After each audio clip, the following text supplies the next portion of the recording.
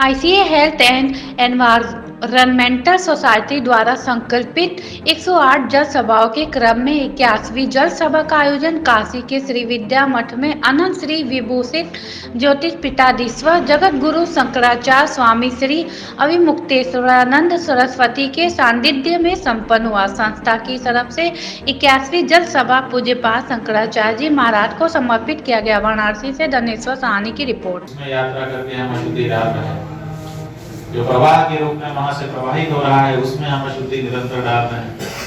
चाहे हमारी व्यक्तियों का निषेधित जल हो, चमड़ा फैक्ट्रियां भी उसी में सम्मिलित हैं, केमिकल वाली दूसरी फैक्ट्रियां भी उसी में हैं, और जो गंगा के किनारे या नदियों के किनारे बसे हुए नगर हैं उनका जो मल जल है वो भी सीवर लाइन के माध्यम से नालों से होते हुए फिर हमारी नदियों में ही जा रहा है।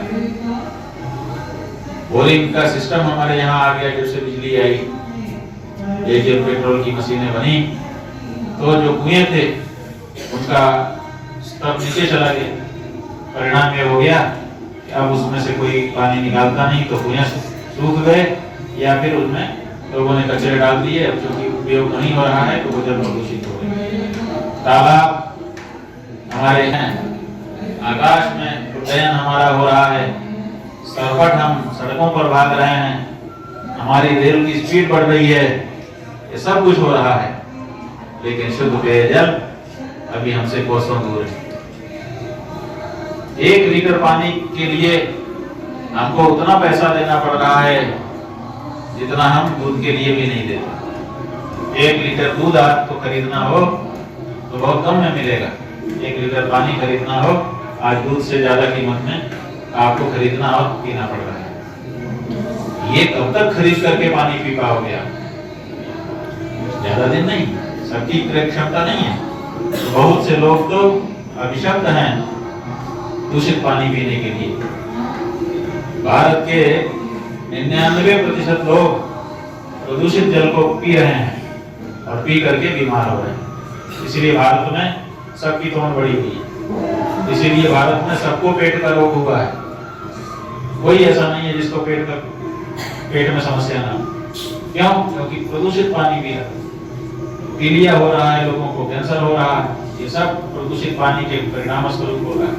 त्वचा के रोग हो रहे हैं क्योंकि पानी में आर्सेनिक और इसी तरह के दूसरे पदार्थ मिले हुए हैं और उसको निकाल करके शुद्ध पेयजल हमको मिल नहीं पा रहा।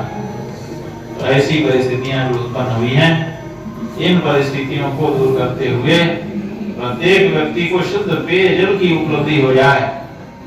और इतना ही नहीं, उनका ये भी सोचना था कि हम जब पूजा करने के लिए बैठते हैं तो पानी लेकर के बैठते हैं।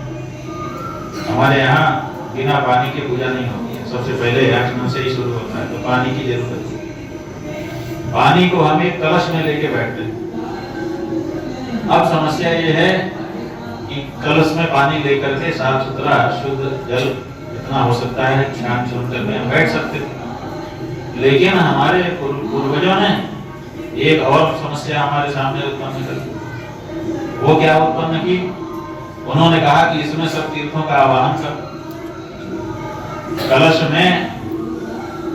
कलश के ऊपर हाथ रख के मंत्र बोलना पड़ता है। मंत्र क्या है? सर्वे समुद्रास्तीर्थानि सर्वे समुद्रास्तरितः तीर्थानि च नदाहृताः आयान्तु मम पूजार्थं दुर्दक्षयकारकाः। हमारी पूजा के लिए सभी समुद्र इस कलश में आ जाएगी, तीर्थानि सब तीर्थ इसमें आ जाएगी, सरिता सारी नदियां इसमें आ जाएंगी, नदाः जो नदी और नद दो तरह के प्रवाह होते हैं तो नद आ जाए, और हृदाः तालाब भी आ जाए। अब हमने सब जल के जितने स्रोत हो सकते हैं सबको कलश में बुला लिया। अब हम तो अपने वाले कलश का पानी फिर भी साफ करके बैठ सकते हैं, लेकिन जब सारे तीर्थों का, सारे तालाबों का, सारी नदियों और नदों का आवाहन कर देंगे तो सब में तो प्रदूषण है। वो प्रदूषण भी जल के साथ हमारे कलश में आ जाएगा और हम प्रदूषित जल से भगवान की पूजा करने के लिए भी बाध्य हो गए हैं। तो केवल हमारा प्रश्न नहीं है, हमारा होता तब भी हम चला लेते, अशुद्ध ही जल पी लेते, प्रदूषित ही जल पी लेते, हमारे जीवन का क्या मूल्य है। लेकिन हमको जीवन देने वाले, हमारे जीवन के आधार, हमारे आराध्य प्रभु की पूजा के लिए भी हम अगर शुद्ध जल समर्पित नहीं कर सकते तो फिर हमको धिक्कार है। ये जो भावना है, इस भावना से भावित होकर जगत गुरु जी महाराज ने हम लोगों को आदेश किया था कि जल के बारे में जागरूकता को बढ़ाओ।